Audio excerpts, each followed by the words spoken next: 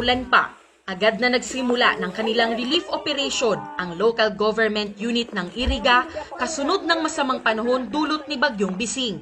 Alas 12 ng tanghali ngayong araw, nag-ikot na ang tatlong grupo mula sa Camp Management and Relief Operations, bit-bit ang ayuda para sa mga naapektuhan ng bagyo. Ito na po yung agreement natin sa barangay na once may ganitong calamity, yung mga nasa evacuation center po, ipoprovide natin ng food nila. Kaya nagbibigay po kaagad tayo ng relief, ng food assistance, automatic po pagkatapos ng calamity. Pag na-assess natin na kaya na po lumabas ng mga staff natin, pinalalabas na po para magbigay. Pag-unawa ang hinihingi ng LGU dahil gustuin man umano nilang mabigyan ng tulong ang lahat ng residente, kailangang iprioridad ang mga pamilyang lumikas.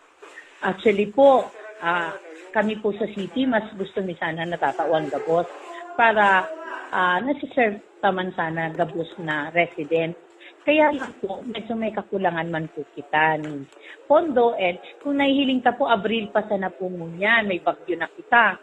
Tapos grabe pa po ngunyan ang challenge sa COVID-19.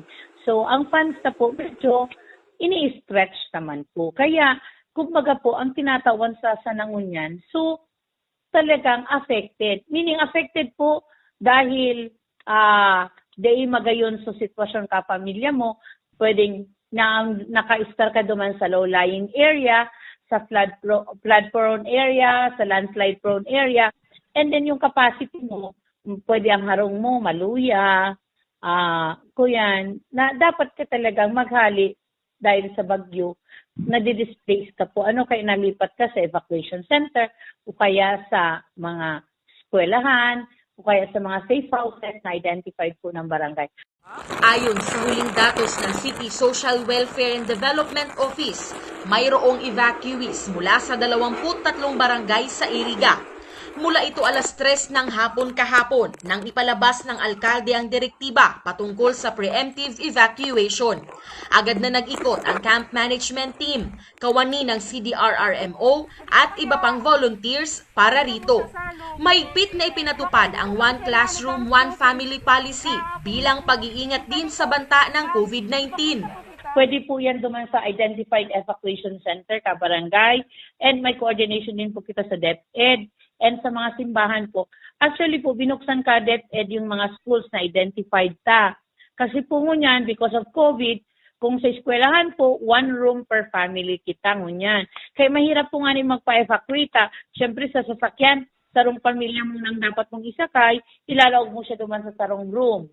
1:1 po ngunyan because of COVID.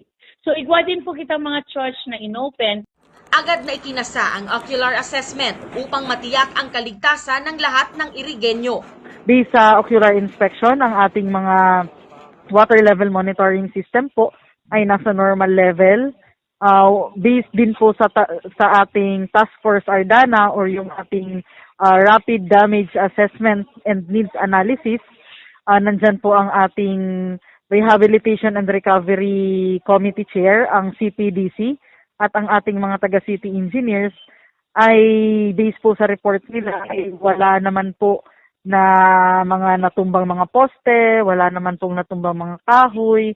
So lahat naman ng ating roads ay passable. Ipinagpasalamat naman ng otoridad ang kooperasyon ng bawat Irigenyo, lalo na sa tuwing mayroong kalamidad. Again po, thank you very much sa cooperation na binibigay po ng lahat ng mga tao.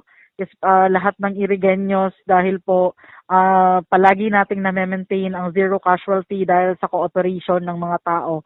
And salamat din po sa lahat ng mga task forces, members ng incident management team, the command and general staff dahil nandun po yung eagerness nila para ma-hit natin yung objective, yung objective po na binigay ng ating responsible official na si Mayor Madel na palagi po the responder and the general public and make sure natin na zero casualty tayo every time na meron tayong operations. And syempre po, very thankful tayo dahil napaka-supportive po ng ating Mayor.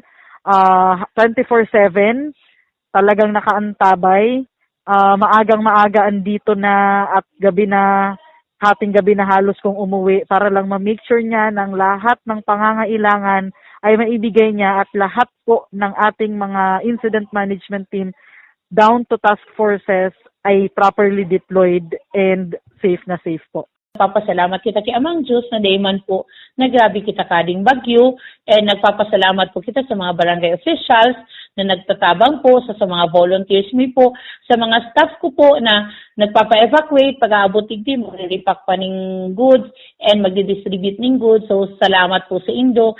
And syempre po nagpapasalamat kita sa support kang INT, and lalong-lalo na po ang sa tuyang responsible official kay Mayor Madel na talagang nag-a-assist, nagde-direct, nagsusupervise, ngamin po ginigibo para mapaayos po ang kamutangan po kading syudad tas.